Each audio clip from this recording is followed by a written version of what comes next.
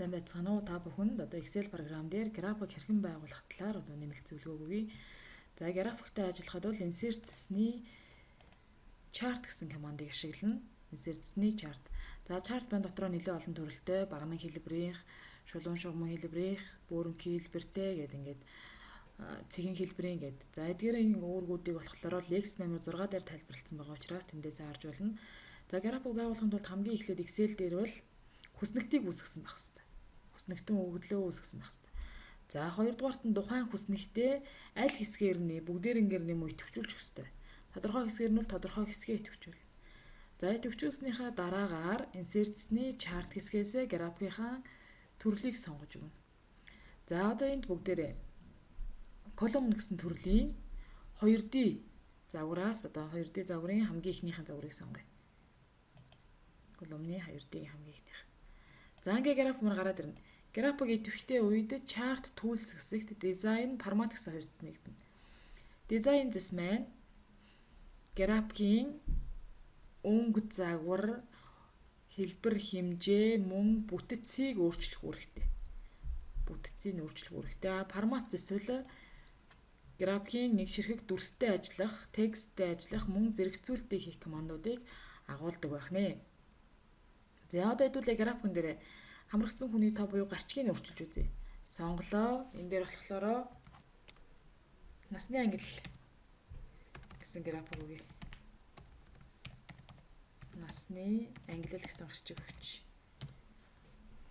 За насны ангилал. За дараа нь хүснэгтийнхээ өгөгдлийн одоо 18-аас 34 настай хүн 156 байна гэсэн тоог графикн дээр гаргаж ирээ. Тэгэхэд бол designs-ны add chart element хэсэг рүү ороод data label гэсэн команд байна. Нүүн гэхлээрээ ямар нэгэн өгөгдөл гаргахгүй. Center яг нөгөө дүрсний голд. Inside end дээд талд нь, inside base гэхлээрээ доод талд нь, outside end дээр нь. За data layout гэдэг нь болохоор нөгөө нэг 18-аас 34-наас 156 гээд агуулга тань гаргаж чинь тийм ээ, хүснэгтийн гарчигтаа гаргаж чинь гэсэн үг байна. За эндээс outside end гэсэн загварыг сонгож. За эдгээр командууд ахис title тэнхлэгүүдийн гарчиг. За хэвтэ тэнхлэгтэй гарчиг өгье. Primary horizontal. Энэ дээр бол насны ангилал байгаа тий. За босоо тэнхлэгт хамрагдсан хүний тоо байгаа. Босоо буюу 0-оос 300 хүртэл хамрагдсан хүний тоог агуулж ин тийм ээ. Графика сонгоод элементээсээ ахис title босоо тэнхлэг vertical гэдэг дээр болохоор хамрагдсан хүний заавал энэ ахис title-ыг арилгах халбгүй бичээ сонгоод бичээд enter дарахаар ороод ирнэ. За ингээ ороод ирнэ. За тэгвэл дараа нь data table хүснэгтийг графикын доор харуулах уу харуулахгүй юу гэсэн юм сонголт байна. За legend гэхлээрээ grid line бол графикийн ардал тор татна. Наривчилсан тор оруулж ирнэ. Legend гэдэг маань өнгөний гормын байрлал. Нөгөө нэг хамрагдсан хүний тоо ямар өнгөтэй байх вэ гэдгийг ингээд өнгөөрөө гаргаад ирэх. За тэгэхээр бүгд цэнхэр өнгөтэй байгаа учраас одоо энийг хэдүүлээ багнаар нь одоо 18-аас 34 нас нь өөр өнгөтэйгээр ялгаж өгье. Форматс руу орлоо. Нэг ширхэг дүрстэй ажиллах команд бол форматс нь байна. Shape fill гэснээс өнгөө сонголоо. За 18-аас 34-наас улаан өнгөтэй. Дараа нь болохоор ногоон өнгөтэй. 35-аас 45 нас. За 45-аас 60 насныхан болохоор ягаан өнгөтэй.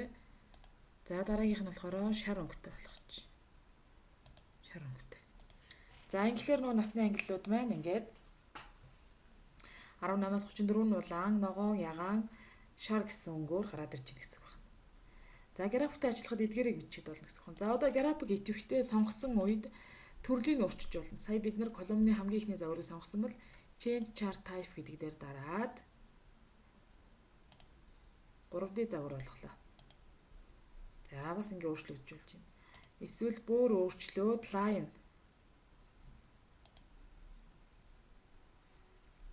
болгоод өгж болж байна. За ингээд график хийснийхаа дараагаар ямар төрлөөр хийх вэ гэж төрлөө өөрчлөөд өгч болно.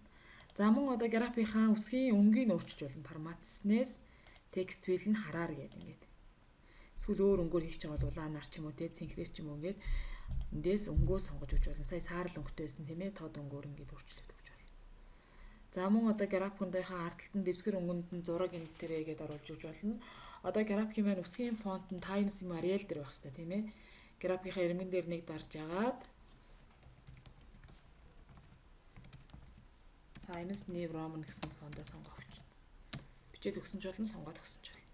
За энэ охин графиктэй ажиллахад ерөөсөө графикийн гарчиг, өнгөний гормын байрлал, бүснэгтийн өгөгдлийг графикт харуулах, ард нь наривчсан шугам татах, мөн X, Y буюу тэнхлэгүүдтэй гарчиг өгөх гэсэн зүйлсийг мэдсэн байхад бид нар болчих нэ гэсэн үг байна. За тэгээд дасгал ажлуудаа заавар хичээлээсээ харж агаад ажиллах хэрэгтэй байна.